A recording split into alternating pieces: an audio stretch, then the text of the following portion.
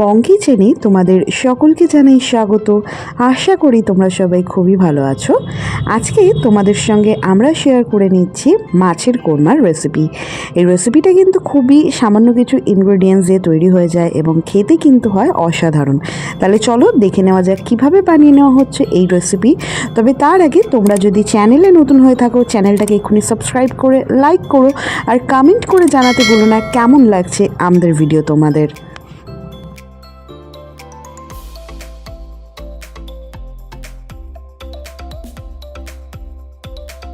মাছের কোরমা বানানোর জন্য সবার প্রথমে আমরা এখানে মাছটাকে ভেজে নেব। তো এখানে আমরা দুটো বড় সাইজের কাতলা মাছের গাদার পিস নিয়ে নিয়েছি এবং মাছটাকে কিন্তু আমরা ভালো করে ধুয়ে পরিষ্কার করে একটু নুন দিয়ে মাখিয়ে রেখে দিয়েছি। তো এবারে আমরা মাছটাকে হালকাভাবে ভেজে নেব। তো এখানে আমরা কাতলা মাছের গাদার পিসের ব্যবহার করছি। তোমরা যদি চাও তোমরা অন্য কোনো পিসেরও কিন্তু ব্যবহার করতে পারো বা গাদা পেটি মিলিয়েও করতে পারো। এখানে আমরা একটু বড় সাইজেরই মাছ নিয়ে নিয়েছি। এবার কড়াইতে আমরা দিয়ে দিচ্ছি সাদা তেল, কারণ মাছটাকে আমাদেরকে ভেজে নিতে হবে সবার প্রথম।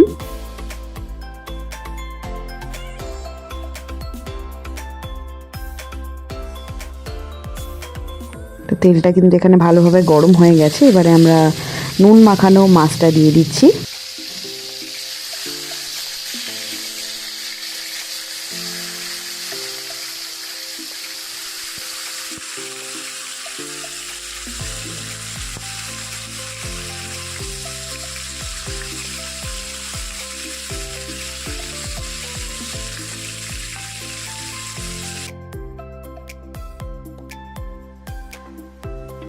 মাছটাকে কিন্তু আমাদেরকে হালকাভাবে একটু ভেজে নিতে হবে। তো এবারে আমরা একটু উল্টিয়ে দেব। তো দেখতেই পাচ্ছ তোমরা, আশা করি মাছটার একটা দিক কিন্তু হালকাভাবে ভাজা হয়ে গেছে। এই মাছের কোরমা বানানোর জন্য কিন্তু খুব বেশি কড়া করে মাছটাকে না ভাজলেও চলবে, এরকম হালকা করে একটু ভেজে নিলেই কিন্তু হয়ে যাবে।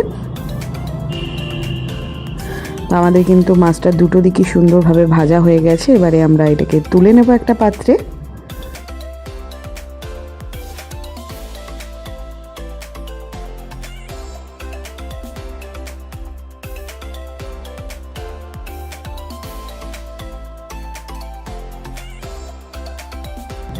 এইবারে ওই তেলের মধ্যে আমরা দিয়ে দেবো 1 চামচ ঘি। তোমরা যদি কেউ ঘিটা না দিতে চাও তাহলে খালি সাদা তেলের ব্যবহারেও এই রেসিপিটা করতে পারো, বাট ঘি দিলে কিন্তু কোরমার টেস্ট অনেক বেটার হয়। এবারে তেল আর ঘিটা গরম হয়ে গেলে আমরা দিয়ে দেবো এর মধ্যে ফোড়ন, যার মধ্যে থাকছে 2টো শুকনো লঙ্কা, কিছুটা দারচিনি আর থাকছে 2টো এলাচ। তো এখানে কিন্তু আমরা লবঙ্গের ব্যবহার করছি না। তো এখানে আমরা গরম মশলার মধ্যে খালি দারচিনি এলাচ দিলাম আর 2টো শুকনো লঙ্কা দিয়ে এবার এটাকে ফোড়নটাকে একটু লাল লাল করে ভেজে নিতে হবে।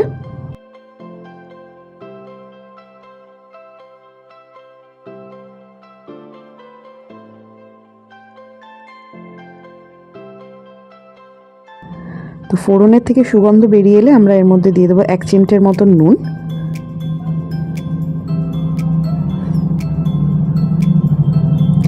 দিয়ে একটু মিশিয়ে নিয়ে আমরা এবার দিয়ে দেবো এর মধ্যে 1 চামচ রসুন বাটা এবং 1 চামচ আদা বাটা।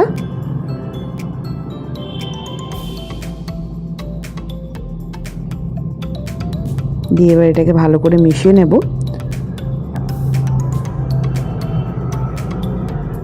এই ঘিয়ের সঙ্গে আদা রসুন তার সঙ্গে যে ফোড়নটা দেওয়া, এই সব কটার সংমিশ্রণে এত সুন্দর একটা অ্যারোমা আসে যেটা কিন্তু পুরো রান্নাঘরের অ্যাটমসফিয়ারটাকে কিন্তু চেঞ্জ করে দেয়।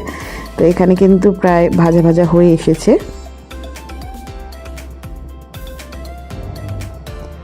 এবারে আমরা এখানে একটা টমেটো আর কাঁচা লঙ্কা 2টো পেস্ট করে রেখেছিলাম একসাথে, সেটা আমরা দিয়ে দিলাম।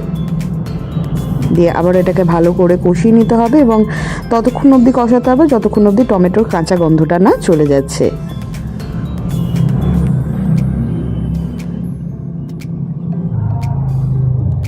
তো এখানে টমেটোটার থেকে কাঁচা গন্ধ বেরিয়ে গেছে এবং তেল ছেড়ে বেরিয়ে এসেছে।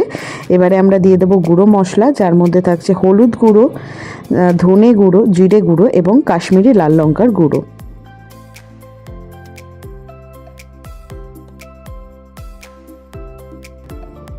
দিয়ে আবার এটাকে মিশিয়ে নিতে হবে। তো যতক্ষণে আমরা মশলাগুলোকে দিয়ে ভালোভাবে মিশিয়ে নিচ্ছি, তোমাদের যদি আমাদের ভিডিওগুলো ভালো লেগে থাকে তাহলে অবশ্যই চ্যানেলটাকে সাবস্ক্রাইব করো। তোমরা আমাদেরকে অনেক অনেক ভালোবাসা দিচ্ছ, তার জন্য অনেক অনেক ধন্যবাদ।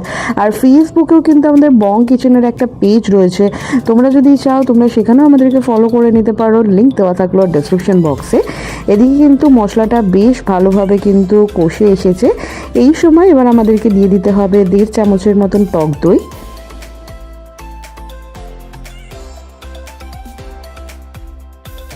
দিয়ে আবারও এটাকে ভালো করে মিশিয়ে নিতে হবে। আর এই যে ফিশ কোরমার রেসিপিটা, এটা কিন্তু গরম গরম ভাত ছাড়াও ফ্রাইড রাইস হোক বা পোলাও সব কিছুর সঙ্গে কিন্তু বেশ ভালো জমে যায়। তোমরা অবশ্যই কমেন্ট করে জানিও তোমাদের এই রেসিপিটা কিসের সাথে খেতে বেশি ভালো লাগে। এবারে আমরা দিয়ে দিচ্ছি এর মধ্যে কাজু বাটা। তো এখানে প্রায় আমরা 8-10টার মতন কাজু কিন্তু মিহি করে পেস্ট করে নিয়েছি, সেটাই আমরা দিয়ে দিলাম। দিয়ে এবার এটাকে আরেকটু মিশিয়ে নিতে হবে। আর যেটা তখন তোমাদের বলছিলাম যে তোমরা যদি চাও এটা কিন্তু অন্য যে কোনো মাছ, রুই মাছ হোক বা ভেটকি মাছ হোক বা চিংড়ি মাছ হোক, সেটাকে দিয়েও কিন্তু বানিয়ে নিতে পারো, খেতে কিন্তু অসাধারণ লাগে। এবারে আমরা পরিমাণ মতো নুন দিয়ে দিচ্ছি এবং সামান্য পরিমাণে একটু মিষ্টি দিয়ে দিচ্ছি, অর্থাৎ চিনি।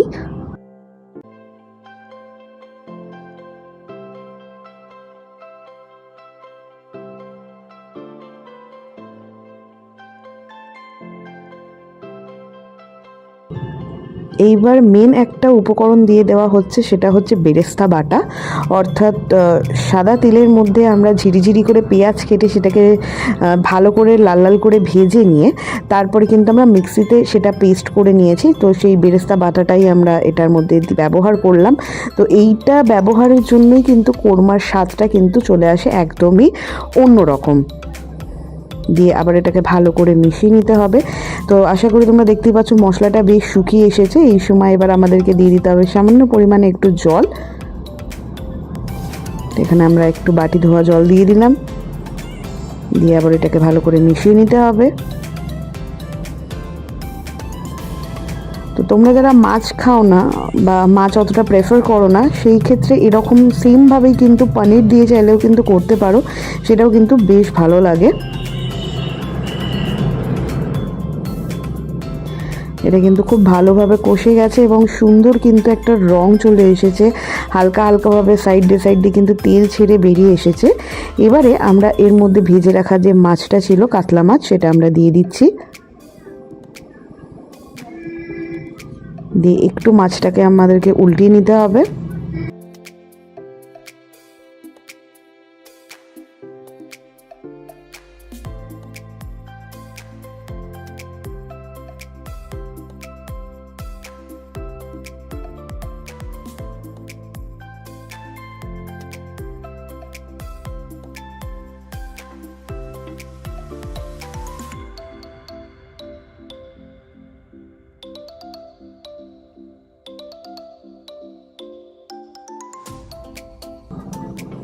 এখানে মাছটাকে কিন্তু আমরা একটু ওলট পালট করে নিয়েছি যাতে গ্রেভিটার সঙ্গে মাছটা ভালোভাবে মিশে যায়।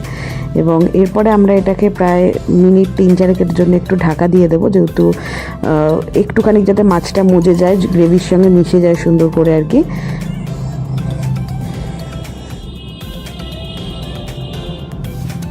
এবারে আমরা একটা ঢাকা চাপা দিয়ে দিচ্ছি মোটামুটি মিনিট 3-4 জন্য। তো এখানে কিন্তু আমাদের 4 মিনিট হয়ে গেছে। আর এবার আমরা ঢাকা তুলে দেখব ভেতরটা কেমন দেখতে লাগছে। তো আমাদের কিন্তু ফিশ কোরমা বা মাছের কোরমা কিন্তু একদমই তৈরি। খুব সুন্দর কিন্তু একটা রং এসেছে, দেখতেই পাচ্ছ। এবং খালি যে সুন্দর রং এসেছে সেটা নয়, খেতেও কিন্তু হয় খুবই সুন্দর। অবশ্যই তোমরা এরকমভাবে একবার বাড়িতে বানিয়ে নাও। ভাত থেকে শুরু করে ফ্রাইড রাইস, পোলাও সব কিছুর সঙ্গে কিন্তু বেশ ভালো যায় এই রেসিপিটা। এবারে আমরা দিয়ে দিচ্ছি এর মধ্যে গরম মশলার গুঁড়ো। আর যে জিনিসটা দেব সেটা হচ্ছে, আমরা এখানে ভেজে রাখা বেরেস্তা একটু আলাদা করে রেখেছিলাম ওপর থেকে ছড়িয়ে দেবো বলে নামানোর আগে, তো সেটার ব্যবহার এবার আমরা করব। তো আর কিন্তু কিছু কিন্তু দেওয়ার নেই। এইভাবে কিন্তু একদমই খুব ইজিভাবে তোমরা বাড়িতে বানিয়ে নিতে পারো ফিশ কোরমা।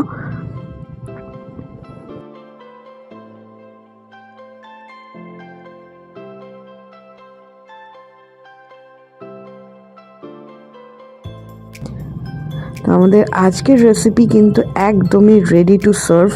এরকমভাবে অবশ্যই তোমরা একবার বাড়িতে বানিয়ে নাও। আর যদি ভিডিওটা ভালো লেগে থাকে তাহলে কিন্তু চ্যানেলটাকে সাবস্ক্রাইব না করে যাওয়া চলবে না, কারণ সুস্বাদু খাওয়া মানেই কিন্তু মন বলে আহা। আর সুস্বাদু খাবারের রেসিপি দেখার জন্য কিন্তু সাবস্ক্রাইব করে নিতেই হবে বং কিচেনকে। তোমাদের সঙ্গে আবার দেখা হচ্ছে অন্য কোনো ভিডিওতে, অন্য কোনো সময়। ভালো থেকো।